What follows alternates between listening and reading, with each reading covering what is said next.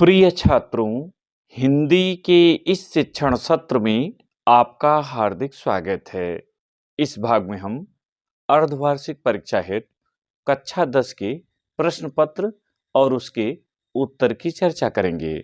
वर्तमान सत्र में कक्षा 10 का प्रश्न पत्र बदल गया है, अतः आपको सभी प्रश्नों की जानकारी होना और उनका यथोचित उत्तर लिखना जरूरी है, जिससे आप अच्छे अंक प्राप्त कर सकें। तो आइए प्रारंभ करें। आपका जो प्रश्न पत्र है वो दो खंडों में बटा है, खंड अ और खंड ब।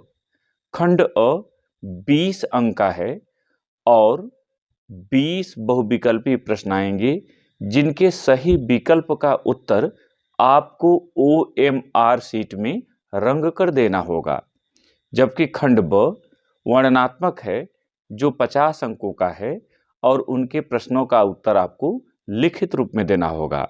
तो सबसे पहले खंड अ की बात करें, कुल 70 अंक का यह पेपर होगा, 20 ऑब्जेक्टिव और 50 डिस्क्रिप्टिव लिखने का, और जो 30 अंक हैं वो पूर्व की तरह विद्यालय की ओर से दिए जाएंगे। उसके लिए अलग अलग मासिक परीक्षाएं आयोजित होंगी।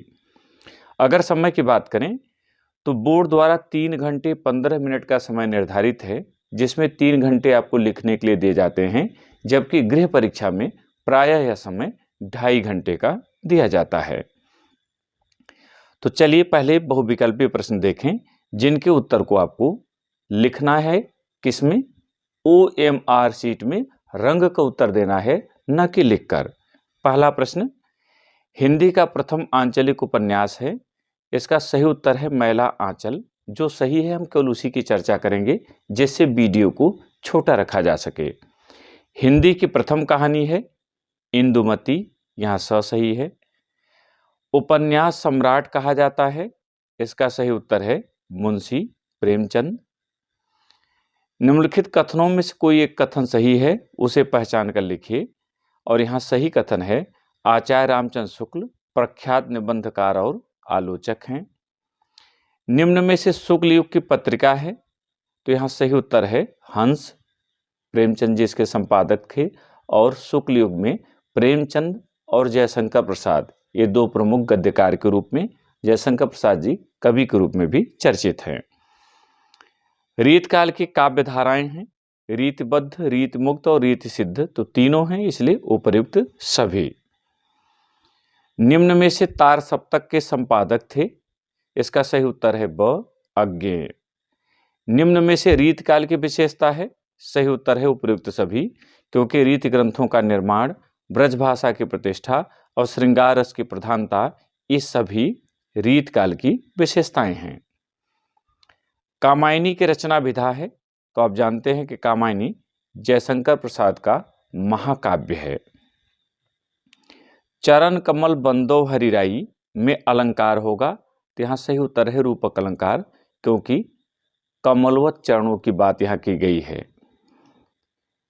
प्रश्न संख्या 11, हासही को दंगा भयो नंगा के विवाह में, इसमें रस है, तो सही उत्तर है ब हास्य, हास्य रस है। जो सुमिरत सिद्ध होई गण नायक करिवर बदन के दोनों चरणों में मात्राएं हैं, तो आप जानते हैं कि सोरठा छंद है और इसके दो चरण मिलाकर कुल 11, 13, 24 हो जाते हैं, इसलिए सही होगा 24 मात्राएं। निम्न में से किसमें अप उपसर्ग का प्रयोग नहीं है, तो अपकार, अपयश और अपमान तीनों में अप है, अंत में नहीं है, इसलिए सही उत्तर होगा आपका ब अंत।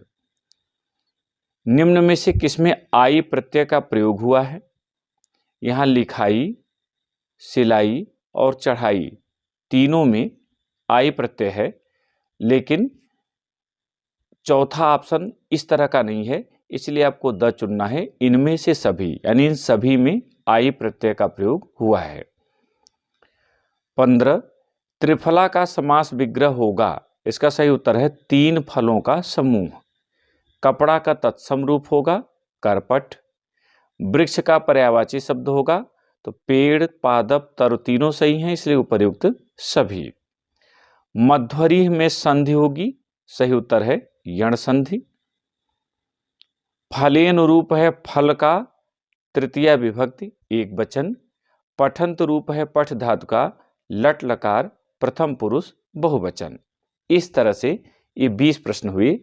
इनके सही विकल्प का जो नंबर है 1 2 3 4 अ ब स द ABCD, तो जिस भी क्रम में है आपको OMR शीट में उसी को रंग करके ये उत्तर देना है। अब आइए खंड ब पर चलें, जो वर्णनात्मक है और 50 अंकों का है। इसका पहला प्रश्न और पूरे प्रश्न पत्र का 21वां प्रश्न। इसमें 2 गद्यांश दिए जाएंगे, आपको कोई एक चुनना होगा और उसके नीचे दिए गए 3 प्रश्नों का उत्तर देना होगा। प्रत्येक प्रश्न 2 अंक का है। इस तरह से इस प्रश्न के लिए कुल 6 अंक निर्धारित हैं। यहाँ आप देख रहे हैं क, कुसंग का ज्वर सबसे भयानक होता है। इतना देखते ही आप समझ गए होंगे कि रामचंद्र शुक्ल जी के मित्रता का है। इसके बाद दूसरा भी है, आज विज्ञान मनुष्यों के हाथों में, लेकिन आपको एक करना है। तो सबसे पहले आप इस तरह से लिखेंगे, प्रश्नोत्तर संख्या 21 क, जो कि पहला हमने लिया। संकेत आपका है कुसंग से लेकर अंतिम तक, डॉट डॉट का आपने निशान लगा दिया। फिर आप जो प्रश्न है उन प्रश्नों का उत्तर लिखेंगे। तो पहला जो प्रश्न है, आप प्रश्न यहाँ देख लीजिए तब उत्तर की चर्चा करें। उपरित गद्यांश का संदर्भ लिखिए, रेखांकित अंश की व्याख्या कीजिए। और यहाँ रेखांकित अंश है, कुसंग का ज्वर सबसे भयानक होता है। यह केवल नीति और सद्वृत्ति का ही नाश नहीं करता, बल्कि बुद्ध का भी क्षय करता है। यहाँ तक हो गया है। अब इसके बाद तीसरा है, कुसंग और अच्छी संगत में क्या अंतर है। अब इनका उत्तर देखें। तो सबसे पहले अब यहाँ अलग से आपको प्रश्नोत्तर संख्या 21 का 1 2 3 ऐसा नहीं डालना है। प्रश्नोत्तर संख्या 21 का आपने एक बार डाल दिया, संकेत दिखा दीजिए। इसके बाद पहला दूसरा तीसरा सीधे आप लिखेंगे। तो पहला संदर्भ कैसे लिखेंगे, प्रस्तुत सारगर्भित गद्यांश हमारी पाठ्य पुस्तक हिंदी के गद्य खंड के अंतर्गत मित्रता पाठ से लिया गया है। इसके लेखक प्रसिद्ध निबंधकार आचार्य रामचंद्र शुक्ल जी हैं। दूसरा, रेखांकित अंश की व्याख्या। आप हेडिंग डाल देंगे रेखांकित अंश की व्याख्या और तब लिखेंगे, लेखक आचार्य रामचंद्र शुक्ल जी कहते हैं कि बुरी संगत भयानक ज्वर के समान होती है। जैसे भयानक ज्वर शरीर को अशक्त बना देता है, वैसे ही कुसंगत व्यक्ति के चरित्र को नष्ट कर देती है। कुसंगत केवल अच्छे गुणों का ही विनाश नहीं करती, बल्कि सोचने समझने की शक्ति बुद्धि को भी नष्ट कर देती है। इस तरह से आपको व्याख्या लिखना है। और तीसरे प्रश्न का उत्तर ये है, कुसंग व्यक्ति के पैरों में बंधी चक्की के समान होती है, जो उसे अवनत के गड्ढे में गिराती जाती है, जबकि अच्छी संगत सहारा देने वाली भुजा के समान होती है, जो व्यक्ति को निरंतर उन्नत की ओर उठाती जाती है। ये आपका उत्तर हुआ। अब प्रश्न संख्या 22 पर आइए। इसमें 2 पद्यांश होंगे और प्रत्येक के नीचे 3 प्रश्न दिए गए हैं, उनका उत्तर लिखना है। यह भी कुल 6 अंकों का है। क देख रहे हैं आप, निर्गुण कौन देश को वासी। और जो दूसरा है ख है, वो निर्भय स्वागत करो मृत्यु का। प्रश्न पहले का देख लें, उपरिक्त पद्यांश का संदर्भ लिखिए। गोपियां किससे निराकार ब्रह्म के विषय में पूछ रही हैं। गोपियों ने किन तर्कों द्वारा उद्धव जी को निरुत्तर कर दिया। अब इसका उत्तर आप देखिए। तो ऐसे आप लिखेंगे, जिस पंक्ति में आप उत्तर लिखना चाहें उस पंक्ति के मध्य में आप लिखेंगे प्रश्नोत्तर संख्या 22 क। फिर नीचे से आप संकेत लिख देंगे, निर्गुण डॉट डॉट मतिनासी।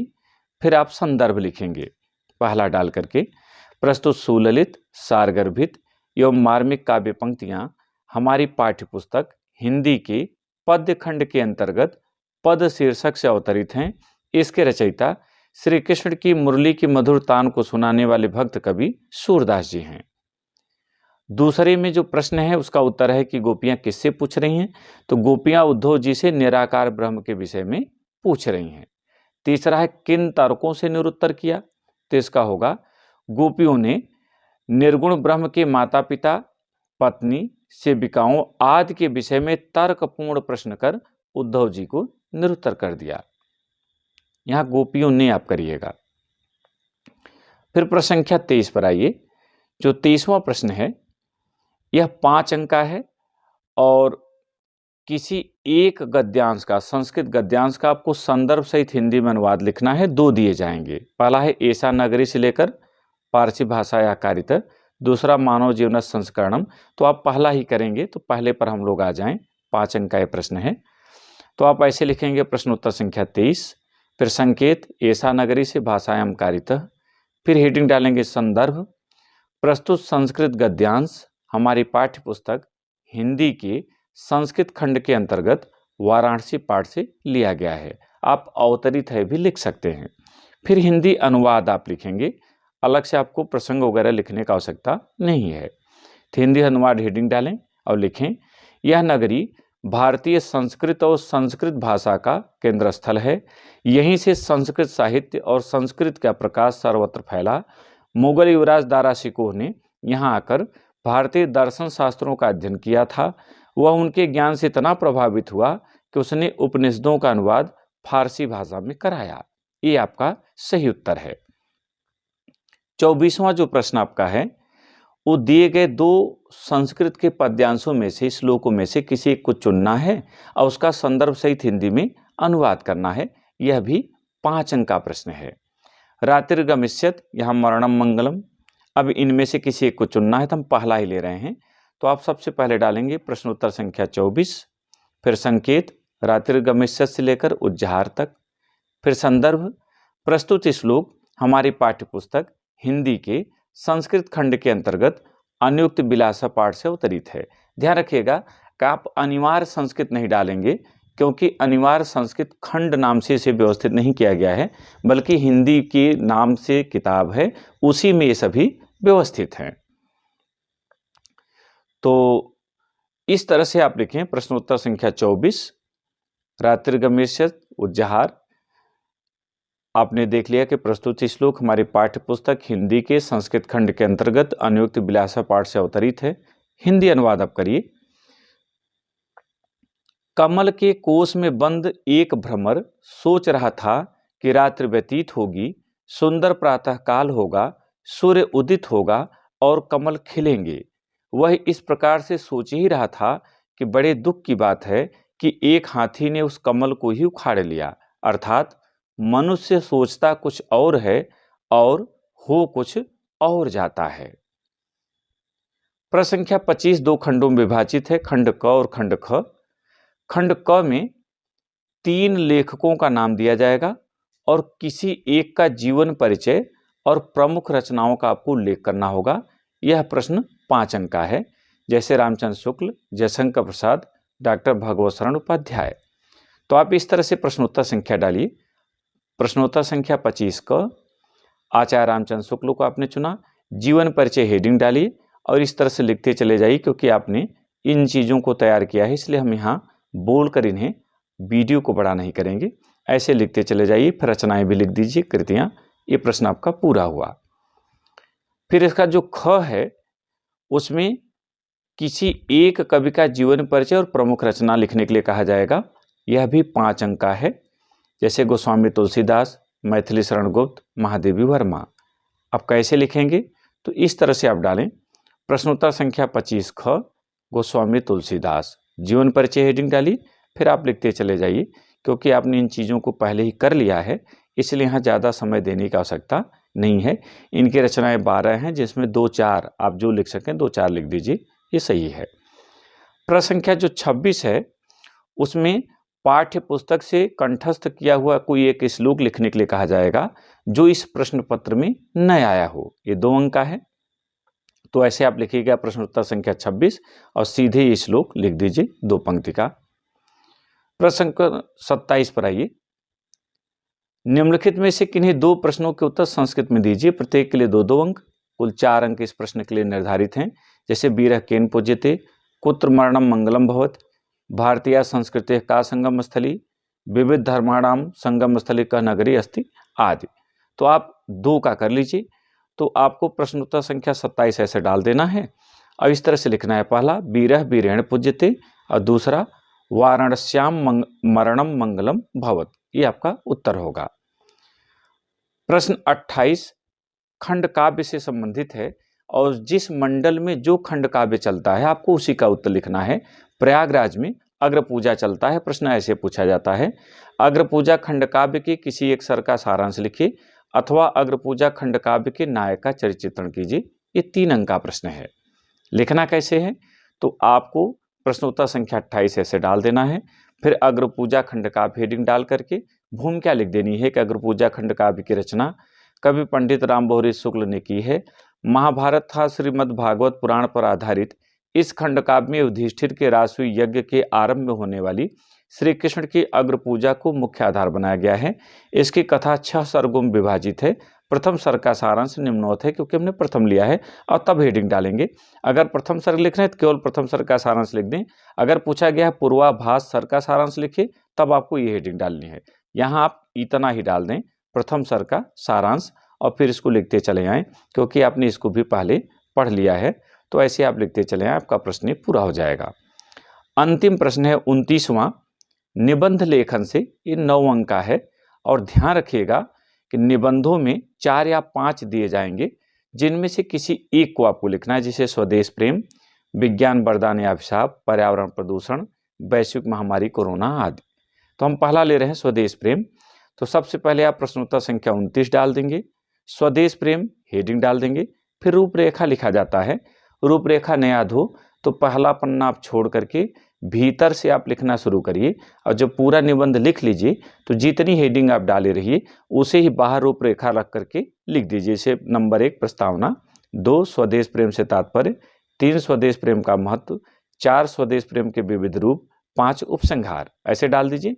अब इसके बाद हेडिंग को आप विस्तारित कर दीजिए। प्रस्तावना लिखिए, विस्तार कर दीजिए इसको।